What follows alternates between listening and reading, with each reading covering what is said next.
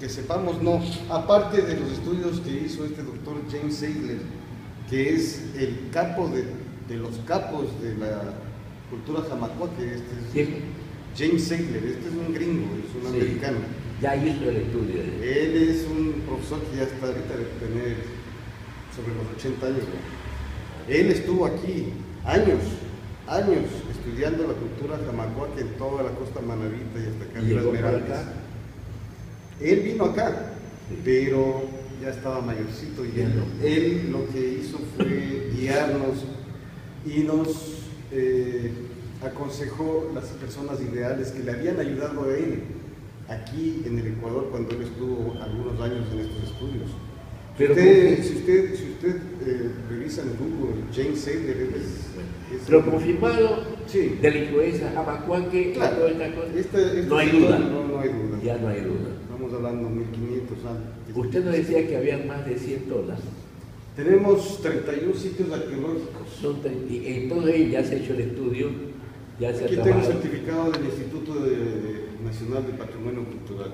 Sí, dice En donde dice aproximadamente en kilómetro 48 de la vía Santo Domingo, Quinindé, Cantón Quinindé, provincia de Esmeraldas, financió, esto está hablando de mi padre, voy a leer todo, que el señor Luis Washington Cobo, mi padre, como persona natural y actual propietaria del predio denominada Hacienda San Cristóbal, mi padre falleció hace 5 años, ubicada aproximadamente en el kilómetro 48 de la vía Quinindé, Cantón Quinindé, provincia de Esmeraldas, financió el proyecto de prospección y excavación de cateos en el denominado predio, proyecto que arrojó la localización de 31 sitios arqueológicos. 31 sitios.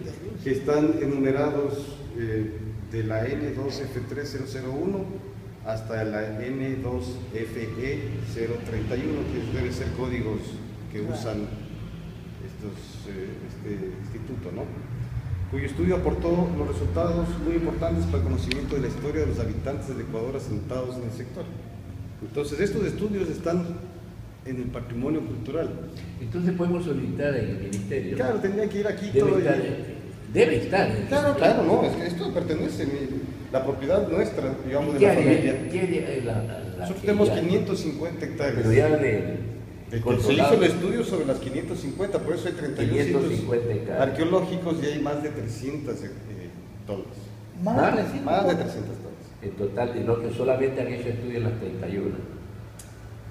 No, se estudió las 31 sitios, pero en cada sitio son un conjunto de tonas. Pues aquí hay un conjunto por acá, entonces eso está, inclusive, es un trabajo muy bueno que hicieron, hay unos levantamientos topográficos de primera calidad. Ahí con niveles, líneas de nivel, pero de precisión. Sí, y estos estudios hizo el doctor, ¿cómo se llama este? Aurelio Iturralde, también puede, él murió también hace algunos años y vino bien viejito, 78 años tenía. Yo le ayudé a hacer recorridos de todo, el señor estaba mayorcito.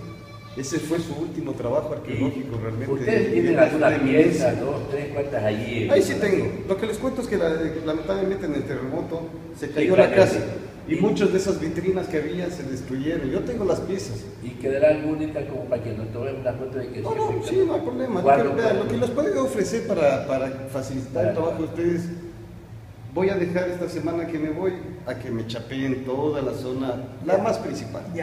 La principal donde ustedes pueden tomar fotos, ¿no? Y las piezas, sí. Tomarle fotos. Lo interesante del sitio principal de nuestra propiedad es que es único en la zona, porque si usted se para en la pirámide más grande que hay, en la tola más grande que hay, usted puede observar 360 grados absolutamente todo el horizonte.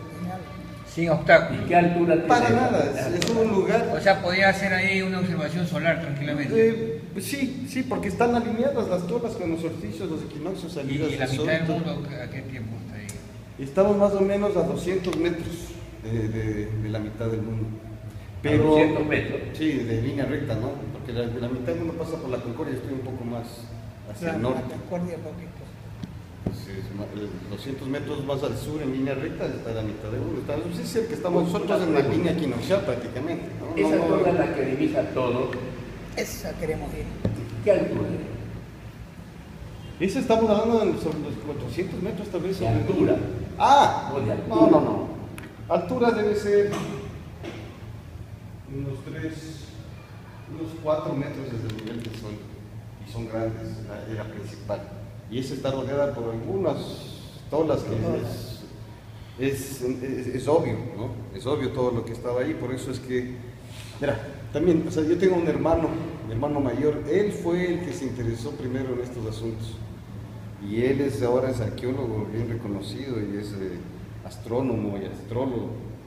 Y hace la arqueoastrología, él estudia la astrología. Entonces, él tiene un monumento de la mitad del mundo en Cayambe que se llama el reloj solar, que ahora es un sitio turístico que todo el mundo para, porque ese sí pasa por la mitad del mundo, la línea equinoccial con 0 grados 0 minutos 0 segundos.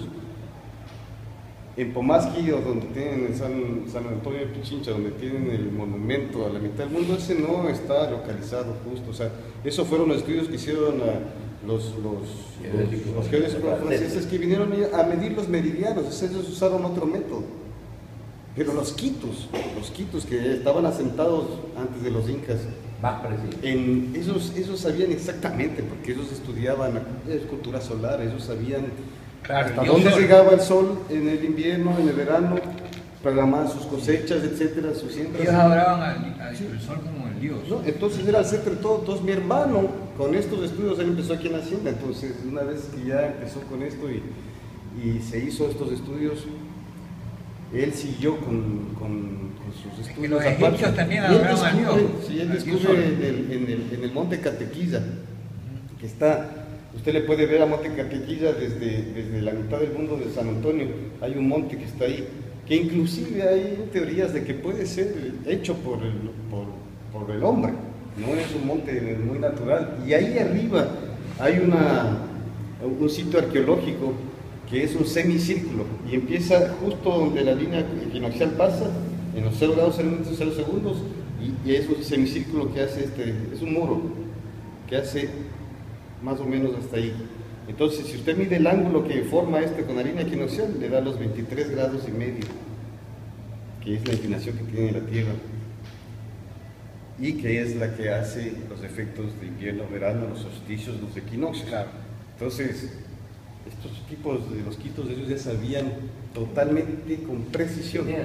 Y ese es matriz, el monte Catequilla es matriz para muchos, usted sabe cómo son los pueblos en la sierra, el parque y la iglesia, ¿no es cierto? El parque y la iglesia, cualquiera que usted vaya a Pifo, que llame donde sea, usted va a encontrar así, el parque y la iglesia. Las iglesias están alineadas todas entre sí, por ejemplo la de Puembo con Tumbaco, son alineadas justo. Entonces, ¿cuál es la teoría? Que cuando los españoles vinieron, ellos construyeron en cada de estos pueblitos que iban encontrando las iglesias sobre los monumentos que ellos tenían en relación al sol. Claro, muy buena teoría. Claro, entonces ellos lo que hacían era la cultura, ¿no? O sea, simplemente les denominaron con la religión. Entonces, simplemente reemplazaron al sol por Jesucristo. Sol, ponían a Cristo. Por eso es que Cristo es el sol. O sea, hay muchas cosas, ¿no? Pero, claro, sí, que Cristo es el rayo del sol. Claro. Y todo está con los equinoccios y solsticios. Funciona así, por eso Navidad cae el 25 de diciembre, el solsticio es el 22. Pero ahí es cuando el sol llega lo más al sur, ¿no? Entonces nosotros le vemos en el horizonte para allá, y ahí llega el 22 y se detiene 3 días el sol. Dando la vuelta. Ahí no, se queda ahí 3 días, el sol, lo saca, todo el tiempo no para. Pero en el horizonte nosotros podemos ver que llega y no se mueve del horizonte 3 días, y al tercer día ya sube 1 grado y empieza a regresar. Entonces es el 25 de diciembre que el sol nace, ¿no? Trayendo la luz, la vida, todo, porque en el norte se está muriendo de frío.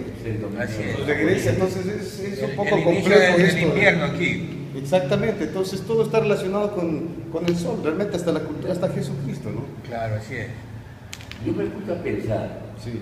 Y esta gente que estuvo aquí, que no fue una familia, que no... Eran pueblos grandes, claro. Ubicarse cerca de la mitad del mundo, algo debe haber. Claro, no, claro. Pues se adoraban al No sol, es, pues. No es una cuestión casual No. Ubicarte la mitad de... Esa gente ya se sabía dónde estaba. Y para mí ha habido influencia de los egipcios también. Ya. Son culturas parecidas porque a la final son pirámides, son tolas, en México hay pirámides. Ellos adoraban al sol también los egipcios. Esa es la forma realmente de nosotros. Eso es un Dios visible que tú le ves todos los días que nace y se acuesta y al otro día tú estás esperando que vuelva a nacer. Yo he hecho una poesía al sol. Sí, el sol es una cosa que es el Dios realmente visible que podemos ver, no es como el Dios que la religión católica nos enseña, que realmente, bueno, es el mismo concepto, pero nos quieren decir que es diferente, claro. Pero realmente el universo es y preferible creer en el sol que en Jesucristo.